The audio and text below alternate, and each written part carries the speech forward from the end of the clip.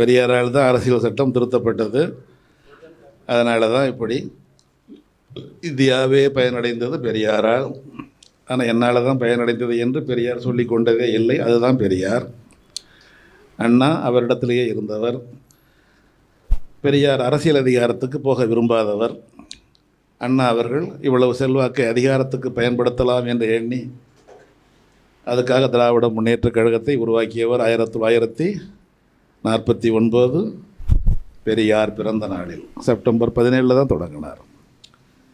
என் கட்சிக்கு தலைவர் இல்லை. அன்றும் இன்றும் என்றும் தலைவர் பெரியார் தான். அந்த நாற்காலி எப்பொழுதும் காலியாகவே இருக்கும் என்றார் அண்ணா. அண்ணா பொதுச் செயலாளர் மட்டும்தான். சரியாக 18 ஆண்டுகளிலேயே ஆட்சியை பிடித்து விட்டது திராவிட முன்னேற்றக் கழகம். செய்தியாளர்கள்லாம் கேட்டாங்க, வெறும் 18 ஆண்டில் ஆட்சிக்கு வந்துட்டீங்களே. அப்போ அண்ணா சொன்னார், நாங்கள் 50 ஆண்டுக்கு மேற்பட்ட வரலாறுடையவர்கள். நாங்கள் வழி தவறி வந்தவர்கள் அல்ல, வழி வழியாய் வந்தவர்கள் என்று சொன்னதும் அப்பொழுது தான். நீதி கட்சியிலேருந்து எடுத்துக்கிட்டார். காரணம், நீதி கட்சியில் பொதுச் செயலாளரே அவர் தான். 38 மொழி போராட்டத்தில் கலந்து கொண்டு முதல் முறையாய் 4 மாதம் சிறை தண்டனை பெற்றவர் அறிஞர் அண்ணா 38லேயே. அதனால் நீதி கட்சிக்கு உரிமை கொண்டாடுகிற அந்த வரலாறுலாம் சேர்த்து சொன்னார் அண்ணா. நாங்கள் 50 ஆண்டுக்கு மேற்பட்ட வரலாறு உடையவர்கள். அப்படி சொன்ன அண்ணா சென்னை மாகாணம் மாற்றினார். தமிழ்நாடு ஜூலை 18 மாற்றினார். இந்தி போராட்டம் 400 பேருக்கு மேலே இறந்தது 65 இந்தி எதிர்ப்பு போராட்டத்தில். அவ்வளோ பெரிய போராட்டத்தில் அதிகமான பேரை இழந்தது நாம் இப்பொழுது அமர்ந்திருக்கிற இந்த பல்லடம் பொள்ளாச்சி சாலை போய் சேருதே பொள்ளாச்சியிலே தான் மிக அதிகமான பேர் சுட்டு கொல்லப்பட்டார்கள். அவர்கள் எல்லாம் புதைக்கப்பட்டது பொள்ளாச்சி பழனி சாலையில். அங்கே இடமில்லை என்ற பொழுது கொண்டு வந்து புதைக்கப்பட்டது மதுக்கரை இராணுவ மைதானத்தில். இவற்றையெல்லாம் சொன்னது ஒரு இராணுவ தலைவர், லெப்டினன்ட். நான் இப்பொழுது ஓய்வு பெற்று விட்டேன். உண்மையை சொல்லுகிறேன். பொள்ளாச்சியில் நடந்தது தான் 65 மொழிப்போரின் கடைசி கட்டம், கடைசி நாள். அந்த போராட்டத்தில் இறந்தவர்கள் 20 பேர், 70 பேர், 100 பேர் என்று ஆளுக்கு ஒரு கணக்கை சொல்லி கொண்டிருக்கிறீர்கள். 400 பேருக்கு மேல் இறந்தார்கள். இந்த கையால் தான் அள்ளி அள்ளி கொட்டினோம். யாருடைய பெயரையும் கேட்கவில்லை, யாருடைய முகவரியும் கேட்கவில்லை, யார் என்று யாருக்கும் தெரியாது. அவர்களுக்கு மொழிப்போர் தியாகிக்கான ஊதியமும் உதவித்தொகையும் கிடைக்காது, எதுவும் இல்லை. பக்தவச்சலம் சொன்னார், முதலமைச்சராக இருந்தவர் 20 பேர் மட்டும்தான் பொள்ளாச்சியிலே சுட்டுக் கொல்லப்பட்டார்கள் என்று மிக தாராளமாக சொன்னார். இறந்தவர்கள் 400 பேருக்கு மேல். அது உடனே கலைஞர் இந்த மொழிப்போரை பற்றிய செய்தியெல்லாம் கேட்கவும் பதிவு செய்யவும் பேராசிரியர் ராமசாமி இருக்கிறார், அவரை வர சொல்கிறேன் என்று அவரை வர சொல்லி அவரிடத்தில் சொல்ல சொல்லி எல்லாவற்றையும் பதிவு செய்து அவர் கலைஞர் தொலைக்காட்சியில் ஒரு நேர்முகம் கொடுத்தார். பேராசிரியர் ராமசாமி இப்பொழுதும் இருக்கிறார். 400 பேருக்கு மேல் கொல்லப்பட்டது பொள்ளாச்சியில். அந்த 65 மொழிப்போர். அதற்காகத்தான் அண்ணா கொண்டு வந்தார் இந்தி திணிப்பிற்கு இடம் இல்லை, 2 மொழி சட்டம். மாநிலத்தின் பெயர் தமிழ்நாடு, இந்திக்கு இடம் இல்லை, 2 மொழி சட்டம். இங்கே பாரதி இருக்கிறார். பாரதியெல்லாம் சொல்லணும், இதை அவங்க அப்பா கிட்டையும் சொல்லணும்.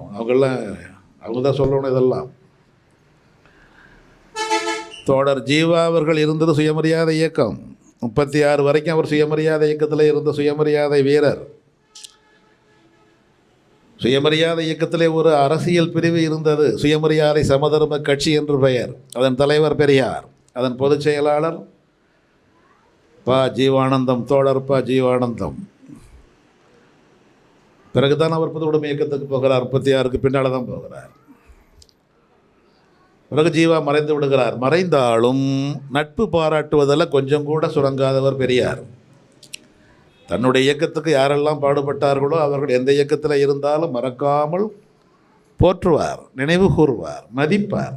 என்கிட்ட இருந்தவன் பாருங்கள் இப்போ எங்கேயோ போயிட்டான், எனக்கே துரோகம் செஞ்சிட்டான், முதுகுலை குத்திட்டான், இப்படிலாம் பேசுகிற வழக்கமே கிடையாது அவருக்கு. நீங்கள் இளைஞர்கள் என்னை விட வேகமாக இருக்க விரும்புகிறீர்கள், செய்யுங்கள், இப்படி தான் சொல்லி வழி அனுப்பினார் அவர்களை. அந்த ஜீவா அவர்களுடைய மகள் திருமணம், ஜீவா இல்லை, பெரியார் தான் நடத்தி வச்சார். பெரியார் தான் மாப்பிள்ளை பார்த்தார். மாப்பிள்ளை பார்த்தது பெரியார். இடம் கொடுத்தது அவருடைய பெரியார் மாளிகை திருச்சியில் தான் கொடுத்தார். முதலமைச்சராக வந்து விட்டார் அறிஞர் அண்ணா. அண்ணா செய்தியை கேள்விப்பட்ட உடனே அண்ணன் ஜீவாவினுடைய மகள் திருமணம், நான் வருவேன், வந்துட்டார். வந்தவுடனே அந்த மேடைகளை பேசினார். இன்றைக்கும் இருக்கிற பெரியார் மாளிகை, திருச்சி பெரியார் மாளிகையிலே தான் ஜீவா அவர்களுடைய மகள் திருமணம். மணமகன் திராவிடர் கழகத்தைச் சேர்ந்தவர், ஜீவாவுடைய மருமகன் திராவிடர் கழகம். அண்ணா பேசுகிற பொழுது சொன்னார், எங்களுடைய அண்ணன் ஜீவா அவருடைய மகள் திருமணத்திற்கு நான் ஒரு திருமண பரிசு கொண்டு வந்திருக்கிறேன். என் தந்தை பெரியார் அவருக்கு நான் ஒரு காணிக்கை கொண்டு வந்திருக்கிறேன் என்று சொன்னது பொழுதுதான் அதுதான் சுயமரியாதை திருமண சட்டம் என்றார். 68 தான் அறிவித்தார். பிறகுதான் அது சட்டமாக்கப்பட்டது. இந்தியாவில் எந்த மாநிலத்திலும் இல்லை. இப்போ கேட்டீங்களே, எந்த கட்சி நல்ல கட்சி? காங்கிரஸ் ஆளுகிற எந்த மாநிலத்திலும் இல்லை. பொது உடைமை கட்சி ஆளுகிற எந்த மாநிலத்திலும் இல்லை. இருப்பது தமிழ்நாட்டில் மட்டும். பார்ப்பனர் இல்லாமல், அம்மி மிதிக்காமல், அருந்ததி பார்க்காமல், சப்தபதி. இப்போ நீதிமன்றம் சொல்லுது, வேறு நீதிமன்றம், உச்ச நீதிமன்றமே சொல்லுது, சப்தபதி செஞ்சால்தான் அந்த திருமணம் செல்லுபடியாகும். என்ன சப்தபதி? சப்தம்னா 7 அடி எடுத்து வச்சாதான், வேத மந்திரம் போதி புரோகிதரால் மந்திரம் போதப்பட்டு 7 அடி எடுத்து வைத்தால்தான் அந்த திருமணம் செல்லும் என்று இப்பொழுதே சொல்கிறார்கள். அப்படியெல்லாம் வேண்டியது இல்லை என்று சட்டம் போட்டவர் அண்ணா. என் தந்தை வழிகாட்டினார். எப்போ? 27 அருப்புக்கோட்டை பக்கம் சுக்கிலநத்தத்தில் முதல் முறையாக பெரியார் நடத்தி வச்சது சுயமரியாதை திருமணம் 27. அண்ணா கொண்டு வந்து 68. இடையிலே பல பேரும் செய்தார்கள் இது போன்ற சுயமரியாதை திருமணம். அவையெல்லாம் சட்டப்படி செல்லாது என்று சொல்லிவிட்டார்கள். நம்முடைய ஆசிரியர் கி வீரமணி அவர்கள், அவருடைய மாமியார் மாமனார் திருமணமே நீதிமன்றத்துக்கு போய் சட்டப்படி செல்லாது என்று திருப்பி வந்து விட்டது. அண்ணா போட்ட தீர்மானம் ரொம்ப நுட்பமாக போட்டார். இதற்கு முன்னால் நடந்த எல்லா திருமணங்களும் இந்த சட்டத்தால் செல்லுபடியாகும் என்றார். அதைத்தான் அண்ணா சொன்னார். 2 ஆண்டு தான் வாழ்ந்தார். 2 ஆண்டு தான் வாழ்ந்தார். இனி இந்த மாநிலத்தின் பெயர் தமிழ்நாடு என்று இருக்கும் வரை, இருமொழி சட்டம்தான் இந்த மாநிலத்தின் சட்டம் என்று இருக்கின்ற வரை, சுயமரியாதை சட்டம் நடைமுறையில் இருக்கும் வரை இந்த மாநிலத்தை அண்ணாதுரை ஆள்கின்றான் என்றுதான் பொருள். எந்த கட்சி ஆண்டாலும் அண்ணாதுரை ஆள்கின்றான் என்றுதான் பொருள் என்று அண்ணா சொன்னார். இன்னை வரைக்கும் அதில் யாரும் மாற்ற முடிய கை வைத்துப்பார். காரணம், தமிழ்நாட்டின் அரசியல் என்பதே திராவிட அரசியல் தான். இங்கே யாரும் சமூக நீதிக்கு எதிராக பேசிவிட முடியாது. முயற்சி பண்ணவனுக்கு ஒன்றும் கிடைக்காது. இன்னை வரைக்கும் பார்க்குறோம். இந்த மண் பெரியார் மண். இங்கே நடக்கிற அரசியல் திராவிட அரசியல். இதை அதிகாரத்திற்கு வராமல் செய்தவர் பெரியார், அதிகாரத்திற்கு வந்து செய்து காட்டியவர் அண்ணா. 23/1/1968 சட்டமன்றத்தில் அண்ணா பேசினார். எங்கும் தமிழ், எதிலும் தமிழ் என்பதை இன்னும் ஒரு 5 ஆண்டில் நிறைவேற்றுவேன். 5 ஆண்டில்.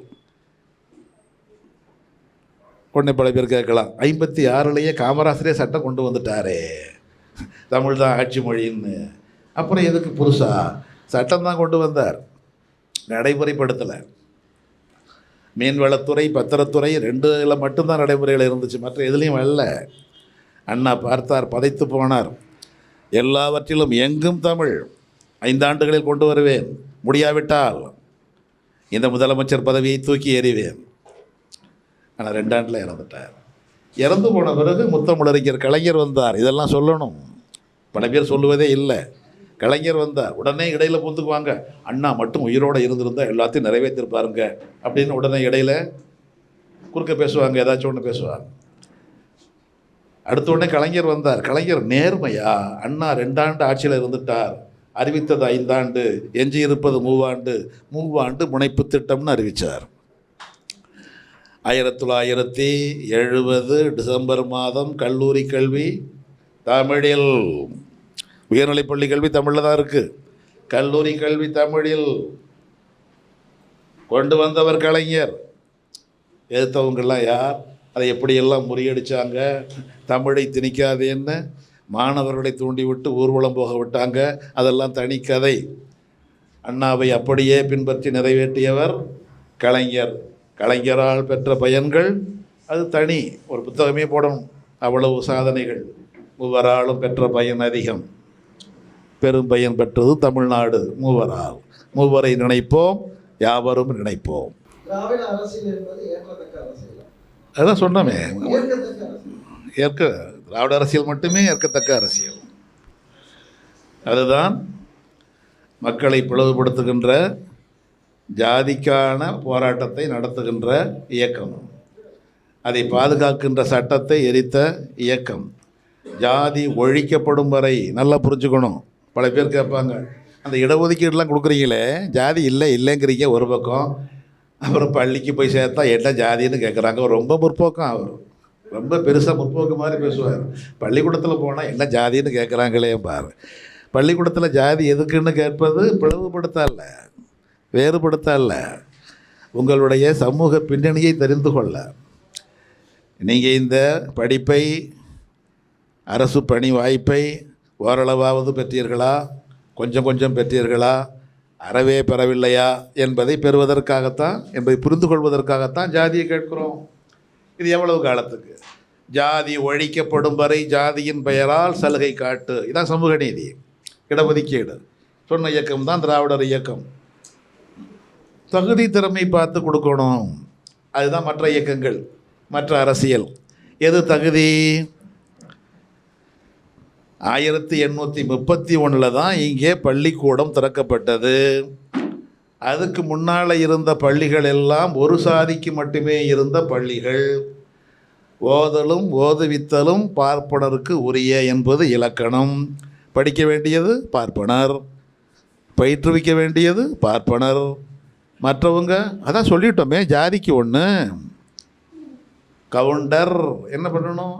அவருக்கு பேர் கவுண்டர்லாம் கிடையாது, காமிண்டர். 11ஆம் நூற்றாண்டில் தான் கவுண்டர்னு வந்துச்சு. அதுக்கு முன்னால் காமிண்டம். நீங்கள் போய் காமிண்டம் செய்யுங்கள். காமிண்டம் காவல் செய்வது, ஊரை காவல் காக்க வேண்டியது தான். வன்னியர் அவரும் காவல் காக்க வேண்டியவர் தான்.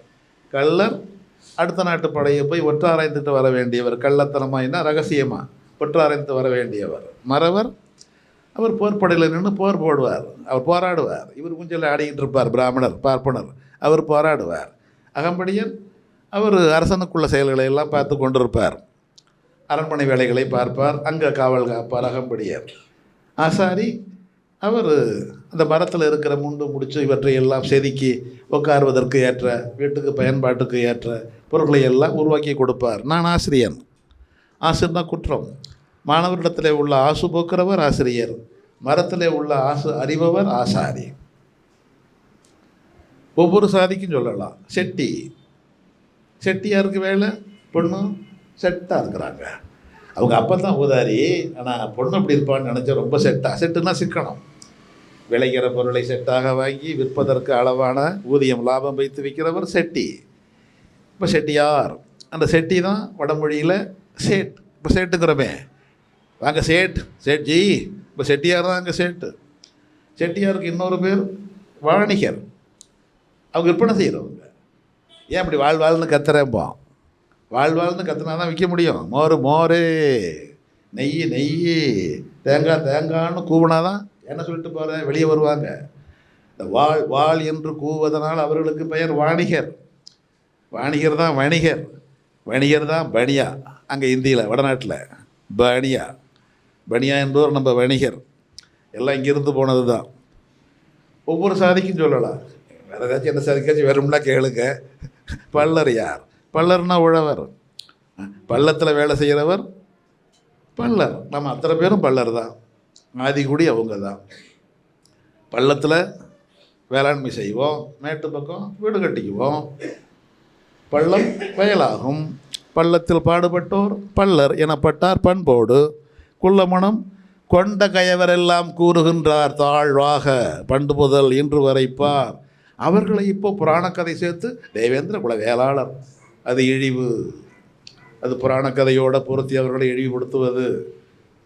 பறையர், இதனால் எல்லோருக்கும் தெரிவிப்பது என்னவென்றால் என்று யானையின் மேலே இருந்தபடியோ அல்லது போரை சுற்றியோ இடுப்பிலே ஒரு பறையை கட்டி கொண்டு அறிவிக்கிறவருக்கு பேர் பறையர். அவர்களை யானையின் மேல் இருந்தால் அவர்களுக்கு பெயர் வள்ளுவர். அட யானையின் மேல் வா சொல்லி நீ பதை கொட்டு கொட்டு கொட்டும்பார் பாரதிதாசன். யானையிலிருந்து அறிவித்தால் அவர் வள்ளுவர், வீதியில் இருந்து போனால் பறையர். பறையர் என்றால் யார்? போகுத வாகனங்கள்லாம் மீடியா பர்சன், ப்ரெஸ், அவங்க தான். ஊடகவியலாளர் தான், செய்தியை கொண்டு போனவங்க. இன்றைய ப்ரெஸ்ஸும் ஊடகவியலாளரும் அன்றைய பறையர் ரெண்டு பேரும் ஒன்றுன்னு சொல்லி பாருங்கள், முறைச்சி பார்ப்பாங்க. என்னங்க நீங்கள் இப்போ இவ்வளவு நம்மளை கொண்டு வந்துட்டீங்க. எந்த ஜாதியும் மேலும் இல்லை, எந்த ஜாதியும் இழிவும் இல்லை. ஒவ்வொரு சாதிக்கும் ஒவ்வொன்று. எந்த தொழிலும் இல்லாத சாதி பார்ப்பன சாதி தான். அவங்களுக்கு உள்ள தொழில் என்ன? படிப்பது. படிக்கிறதுக்குன்னே ஒரு சாதி வைத்திருந்தது உலகத்திலேயே இந்தியாவில் தான். படிப்பதற்குன்னே ஒரு சாதி. அதை மாற்றுவதற்கு வந்த இயக்கம்தான் புத்த மதம். ஆனால் அவங்களால எல்லாருக்கும் கல்வி கொடுக்க முடியல. பிறகு அதே காலத்தில் வந்தது தான் சமணம். அவங்க உருவாக்குனது தான் பள்ளி. எங்கெல்லாம் சமணர்களுடைய பள்ளி இருந்ததோ அவையெல்லாம் பள்ளி. பீடம் பள்ளி, பதுவம் பள்ளி, நல்லேம் பள்ளி. நான் படித்ததெல்லாம் திருக்காட்டு பள்ளி. எல்லா பள்ளியும் சமணருடைய பள்ளிகள் இருந்த ஊர். இன்றைய திருச்சிக்கு பேர் திருச்சிராப்பள்ளி. அதுதான் இப்போ பள்ளிக்கூடம். இப்படி தான் வைத்திருந்தோம். அதுக்கு பிறகு வந்தவங்க தான் கிறித்தவர்கள். அவர்கள் தான் எல்லாருக்குமான கல்வியை கொடுத்தவர்கள். வறியவர்க்கெல்லாம் கல்வியின் வாடை, வரவிடவில்லை மத குருக்களின் மேடை, நறுக்க தொலைந்ததந்த நாட்பட்ட பீடை, நாடலாம் பாய்ந்தது கல்வி நீரோடை. அவர்கள்தான். நீங்கள் பார்த்தா எந்த மாவட்டத்தில் பார்த்தாலும் முதல் மருத்துவமனை அலோபதி, ஆங்கில மருத்துவமனை கிறித்தவர், முதல் பள்ளிக்கூடம் கிறித்தவர். அவங்க உருவாக்குனதாக இருக்கும். இப்போ நாங்கள் இருக்கிற கோவையில், நான் பணியாற்றிய கோவையில் முதல் பள்ளிக்கூடம் லண்டன் மிஷன். நாங்கள் இருக்கிற சூலூர்லேயும் இருக்குது லண்டன் மிஷன். இன்றைக்கி அதுக்கு பேர் சிஎஸ்ஐன்னு மாற்றிட்டாங்க. இந்த பக்கம் பார்த்தோம்னா கத்தோலிக், அவங்க தான் மைக்கேல். அவங்க பிரிச்சுக்கிட்டாங்க. திருச்சி சாலைக்கு அந்த பக்கம் உள்ளதெல்லாம் கத்தோலிக்கரும் சிஎஸ்ஐயும், இந்த பக்கம் தெற்கே உள்ளதெல்லாம் டிஇஎல்சி பள்ளின்னு போட்டிருப்பாங்க. அப்படி தான் இருந்தது. அதில் நமக்கு எண்ணிக்கைக்கு ஏற்ற விதத்தில் படிப்பிலும் இடம் வேண்டும், பணியிலும் இடம் வேண்டும் என்ற கோரிக்கை வைத்த இயக்கம் திராவிடர் இயக்கம். அதை கண்டு தான் வயிறு எறிஞ்சான். இவ்வளவு காலம் அனுபவித்தோம். கெடுக்கிறானே பாவி. நாங்கள் கெடுக்கலப்பா. எங்கள் எண்ணிக்கைக்கு நாங்கள் கேட்குறோம். உன் எண்ணிக்கை என்ன? 100க்கு 3 பேர் வாங்கிக்க. 100க்கு 3ங்கிறத கூட இன்னொரு 2-3 சேர்த்து வாங்கிக்க. இதானே நீதி. நீ எதுக்கு 100 இடமும் எனக்கேன்னு சொல்கிற? இது கொள்ளையல்லவா? எங்கள் வயிற்றில் அடிக்கிற வேலையல்லவா? இவ்வளவு காலம் கொள்ளையடித்ததுனால எத்தனை கோடிகளை நாங்கள் இழந்தோம். இன்று வரை பார்ப்பனர் மட்டும்தான் வீட்டுக்கு பின்னால் கிணறு வைத்து கொள்ளலாம். வீட்டுக்கு முன்னால் ரெட்டக்கதவு வைத்துக் கொள்கிற உரிமை பார்ப்பனருக்கு மட்டும்தான் உண்டு. சுட்ட செங்கல்லால் வீடு கட்டுகிற உரிமை பார்ப்பனருக்கு மட்டும்தான் உண்டு. இதெல்லாம் நாம் சொல்லணும். நமக்கு கிடையாது. நமக்கு குனிந்து போகிற அளவுக்கு தான் வீடு இருக்கணும், கீற்று கொட்டகையாக தான் இருக்கணும், மண்பானையில் தான் சமைக்கணும்.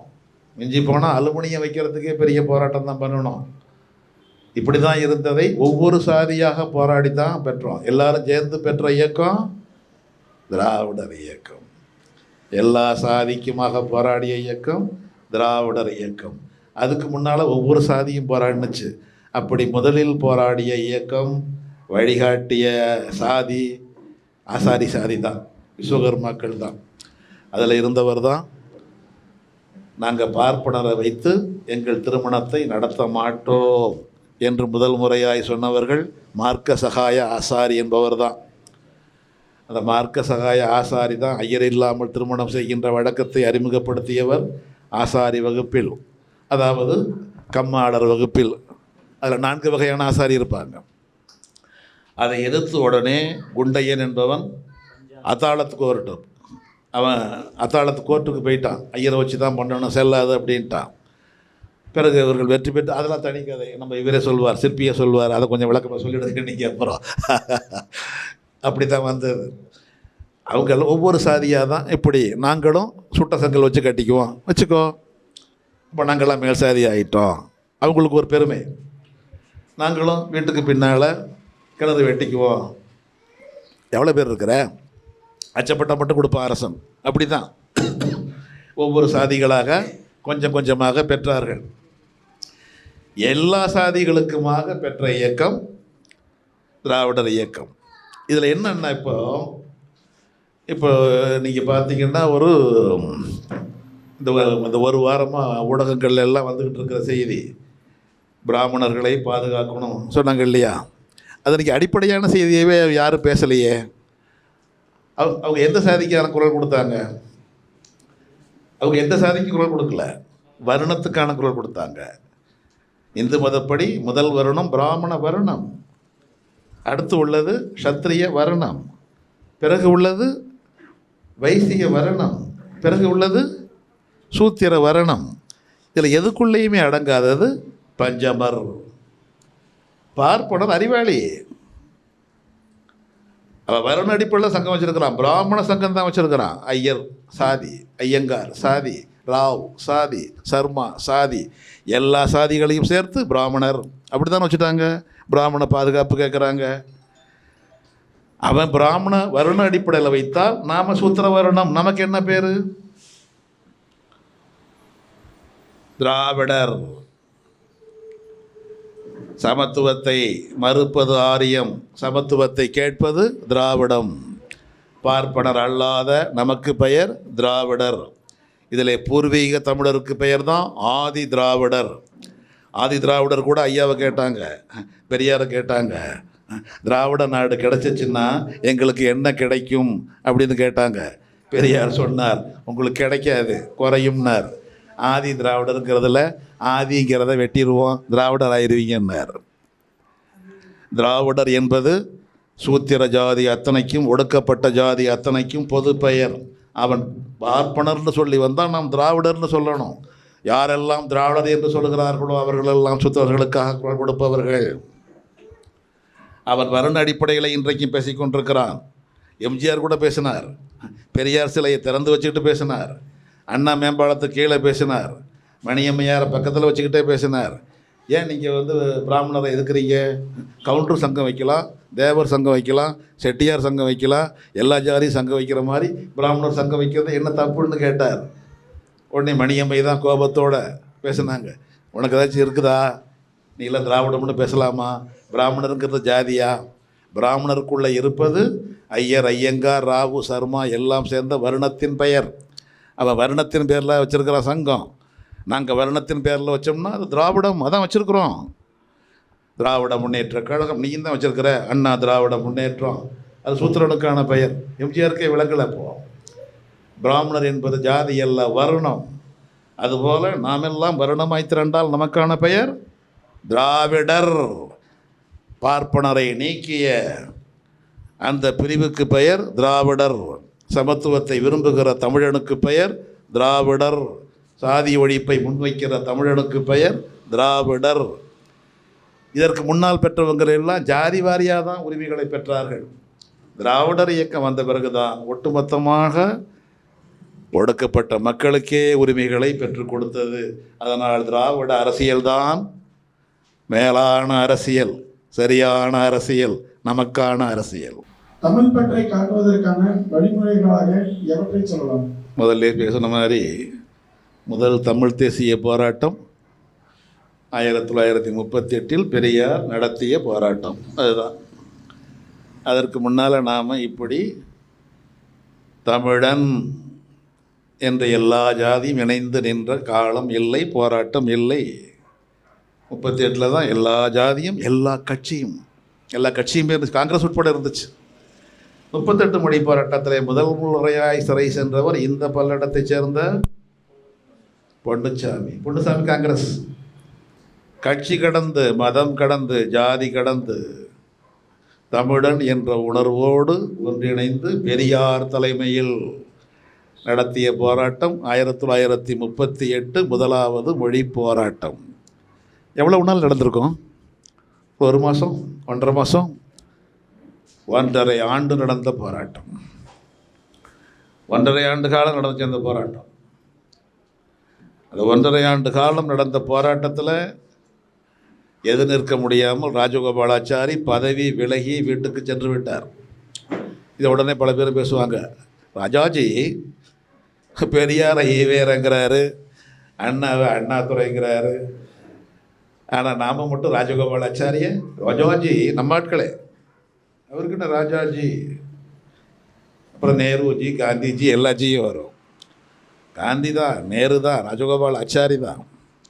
ராஜகோபாலாச்சாரி பதவி விலகினார், ஆனால் அமைச்சர்களுக்கான ஊதியத்தை பெற்றுக்கொண்டிருந்தார். இது வெளியே தெரியாத வரலாறு. நாடு விடுதலை பெற்ற உடனே அவர் தான் கவர்னர் ஜெனரலாக இருந்தார். கவர்னர் ஜெனரலாக இருந்தார் பாருங்கோ. எனக்கு பென்ஷன் வேண்டாம்னு சொல்லிட்டார். அதான் பெரியவா, ரொம்ப ரொம்ப பெரியவா. ஓய்வூதியமே வேண்டான்னு சொல்லிட்டார். இப்படிலாம் கதை விடுவாங்க. வேண்டான்னு சொன்னது உண்மைதான். ஆனால் என்ன கேட்டார்? ஓய்வூதியம் வேண்டாம், நான் இருந்த ஆளுநர் மாளிகையை ராஜ்பவனை என் பேருக்கு எழுதி வச்சிருக்கேன்னு கேட்டார். ஓய்வூதியத்துக்கு பதில் அதுதான் கேள்வி. எப்பொழுதுமே அடுத்த வரியை மறைச்சிடுவாங்க, முதல் வரியை மட்டும் வரலாறு போல் உண்மை போல் பேசுவார்கள். 1938 மொழி போரை பற்றி கூட இப்பொழுதும் அப்படி தான். மறைமலையடிகளும் சோமசுந்தர பாரதியும் நடத்திய முதல் மொழி போராட்டத்திலே பெரியார் போய் ஒட்டி கொண்டார் என்று சொல்லுகிற கூட்டம் கூட இருக்கிறாங்களே இன்றைக்கும். வரலாற்றை நாமெல்லாம் வாழ்கிற காலத்தில் இப்படியெல்லாம் திரிக்கிறாங்களே, அதனால தான் நீங்கள்லாம் தெரிஞ்சுக்கணுங்கிறது. எதிர்காலத்தில் எப்படியெல்லாம் திரிப்பார். 38 மொழி போராட்டம் இல்லை, 1922 இதே திருப்பூரிலே இந்தியை எதிர்த்து முழங்கியவர் பெரியார். ராமாயணத்தை எரிக்க வேண்டும் என்று பெரியார் முதல் முறையாய் முழங்கியது இந்த திருப்பூரில். அப்போ காங்கிரஸ் தலைவர் அவர். அப்போ தான் ராஜகோபாலாச்சாரி நாக்கியர், இன்றைக்கு உங்கள் டோஸு கொஞ்சம் அதிகமான டோஸ் அப்படின்னார். உடனே பெரியார், இந்த முட்டா பசங்களுக்கு டோஸில் என்ன குறைச்சல் என்ன கூட என்ன அப்படின்னாரா ஐயா. ஜாதியை பாதுகாக்கிறது ராமாயணம், சம்புகனை கொன்றவன் ராமன், அதை எரிக்கணும்னு சொன்னது காங்கிரஸ் தலைவர் பெரியார்.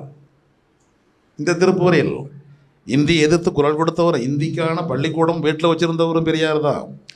இந்தி எதிர்த்து குரல் கொடுத்தவரும் அவர் தான். இந்தி திணிப்பு வருகிறது என்ற அறிவிப்பு வந்த உடனே, புலவர்களே, இப்போ நான்லாம் புலவர் தான், புலவர்களே உங்களில் முதுகெலும்பு உள்ளவர் யாரும் இல்லையா என்று கட்டுரை எழுதியவர் பெரியார். அதை பார்த்துட்டு தான் மறைமலையடிகள், சோமசுந்தர பாரதி காங்கிரஸ் பழைய கட்சி. மறைமலையடிகள் நாத்திகம் பேசுகிற பெரியார் ராமசாமி சாக வேண்டும்னு சொன்னவர், முடிந்தால் கொலையே கொல்லணும் கூட சொன்னவர் அவர். ஆனால் பெரியார் எல்லாவற்றையுமே ரொம்ப எளிமையாக எடுத்துக்கொள்ளக்கூடியவர். பல்லுக்கு பல், சொல்லுக்கு சொல், பழிக்கு பழி பெரியார் கிடையாது. அந்த மறைமலையடிகளுடைய பாடப்புத்தகம் சென்னை பல்கலைக்கழகத்தில் அறிவுரை கொத்து, அதில் ஒரே ஒரு கட்டுரை, மேல்நாடும் கீழ்நாடும்னு ஒரு கட்டுரை தான் வச்சுருந்தாங்க. அதை நீக்குவது என்று முடிவு பண்ணிவிட்டார்கள். என்னோட தமிழை, எங்கள் தமிழினத்தில் பெரிய அறிஞர் மறைமலையடிகள் அவர் பாடத்தை நீக்குவதா என்று கேட்ட உடனே பெரியார், நம்முடைய கட்சி கடைகள் எல்லாவற்றிலும் தீர்மானம் போடுங்கள், அந்த பாடத்தை மீண்டும் இடம்பெற வைக்க வேண்டும் சென்னை பல்கலைக்கழகம் என்று தீர்மானம் போடுங்கள். நான் 36 எல்லாரும் தீர்மானம் போடுங்கள்னு சொன்ன உடனே அவன் மட்டும் பயந்துட்டான். மறுபடியும் பாடத்தில் இடம்பெற வைத்து விடுகிறோம்ட்டாங்க. பெரியாரால் தான் மறைமலையடிகள் காப்பாற்றப்பட்டார் 36. இதை பற்றி அவர் எங்கே எழுதியிருக்கிறார்? இது ஒன்று கேட்பாங்க, எங்கே எழுதியிருக்கிறார்? மறைமலையடிகள் பெரியார் இப்படி எனக்கு உதவி செஞ்சார்னு சொல்லி எங்கேயாச்சும் எழுதியிருக்கிறாரா? எழுதியிருக்கிறார். மறைமலையடிகள் எழுதிய இதழுக்கு பெயர் ஞானசாகரம். அந்த ஞானசாகரங்கிற பெயரை பிறகு நல்ல தமிழில் மாற்றினார், அறிவுக்கடல். அவர் ஆங்கிலத்தில் ஒரு இதழ் நடத்தினார், விஸ்டம் ஆஃப் ஓஷன். அந்த விஸ்டம் ஆஃப் ஓஷன் என்பதில் பெரியாருக்கு நன்றி தெரிவித்து கட்டுரை எழுதியிருக்கிறார் மறைமலையடிகள். என்னுடைய பாடம் நீக்கப்பட்ட போது எல்லா புலவர்களே சொல்கிறார், எல்லா புலவர்களும் வாய் மூடி அமைதி காத்த பொழுது எனக்காக குரல் கொடுத்து என்னை பாதுகாத்தவர் பெரியார் ராமசாமி. சொல்லுவது யார்? நெற்றி நிறைய விபூதி பூசிய மறைமலையடிகள், சைவத்துக்கென்றே வாழ்ந்த மறைமலையடிகள். அவர் தான் 38 மொழி போர் பெரியார் நடத்துகிறார்னு தெரிஞ்ச உடனே ஐயாவுக்கு பின்னால் வந்து நின்னார். சோமசுந்தர பாரதி அண்ணாமலை பல்கலைக்கழக பேராசிரியர், வேலையவே விட்டுட்டார். And open letter to the prime minister, Rajagopal அப்போல்லாம் சீஃப் மினிஸ்டர் கிடையாது, முதலமைச்சர் இல்லை, பிரைம் மினிஸ்டர் தான் முதலமைச்சருக்கு பேர். ராஜகோபாலாச்சாரிக்கு ஒரு மடல், திறந்த மடல் ஆங்கிலத்தில் எழுதினார். வேலை போச்சு. சலுகை போனால் போகட்டும், என் அலுவல் போனால் போகட்டும், பாரதிதாசன் அவங்கெல்லாம் வேலையை விட்டவங்க எல்லாம் பெரியாருக்கு பின்னால் அணிவகுத்து நின்றார்கள். 1.5 ஆண்டு கால போராட்டம். அது வெற்றி பெற்றுடுச்சு. 65 மொழி போராட்டம் வெற்றி பெறலை, 38 மொழி போராட்டம் வெற்றி பெற்றது. கட்டாய இந்தி ஆணை கைவிடப்பட்ட நாள் 1940 பிப்ரவரி 21. அந்த பிப்ரவரி 21ஆம் நாள் இன்றைக்கு உலக தாய்மொழி நாள். இதை பக்கத்தில் உள்ள கர்நாடகத்தை பார்த்து கற்றுக்கொள்ள வேண்டும். இப்போ கேட்டிங்களே என்னென்ன மொழி பற்றுக்கு செய்யணும்னு, அவன் கர்நாடகக்காரன் சொல்கிறான். ஒவ்வொரு பிப்ரவரி 21ம் கன்னட வாரம்னு அறிவிக்கிறான். கையெழுத்தை கன்னடத்தில் போடுங்கள். நாம் மாற்றிக்குவோம், கையெழுத்தை தமிழில் போடுங்கள். முன்னெழுத்து இனிஷியல், முன்னெழுத்தை தமிழில் போடுங்கள். உங்கள் தொடர்பு எண்களை, செல்பேசி தொலைபேசி எந்த எண்ணாக இருந்தாலும் தொடர்பு எண்களை 923445 கொஞ்சம் தமிழில் சொல்லுங்களேன். 9 வரமாட்டேங்குதே, சொல்லாதீர்கள், தமிழில் சொல்லுங்கள். உங்கள் முகநூல், புலனம், வாட்ஸ்அப் முதல்ல எதாக இருந்தாலும் உங்கள் பெயரை தமிழில் வையுங்கள். இதுதான் அடிப்படையை செய்ய வேண்டியது. கையெழுத்தை தமிழில் போட வேண்டும். கலைஞர் ஆணையிட்டார், அரசாணையே போட்டார். எம்ஜிஆரும் இன்னொரு ஆணை, நான் போட்டதாக ஒன்று இருக்கட்டும், அவரும் ஒன்று போட்டார். முன்னெழுத்து தமிழில் கலைஞரும் ஆணை போட்டிருக்கிறார், எம்ஜிஆரும் போட்டிருக்கிறார். நடைமுறைப்படுத்தியவர்கள் எங்கே? அவங்களோட கட்சிக்காரர்களே சேர்த்து கேட்போம். நடைமுறைப்படுத்தியவர்கள் எங்கே? நம்ம தலைவர் தானே போட்டார். நடைமுறைப்படுத்தப்பட வேண்டியது நம்ம கட்சிக்காரங்க தானே முதல்ல செஞ்சு காட்டணும். ஏன் இல்லை கேட்கணும். பக்தி மனப்பான்மையோடு கூட. அவரெல்லாம் கேட்டோம்னா என்னங்க நினச்சிக்குவார் அவர்? ஆணை போட்டது கலைஞர், மு கருணாநிதி தான், அன்பழகன் தான், மு க ஸ்டாலின் தான். எல்லாம் தமிழில் தானே போட்டிருக்கிறோம்.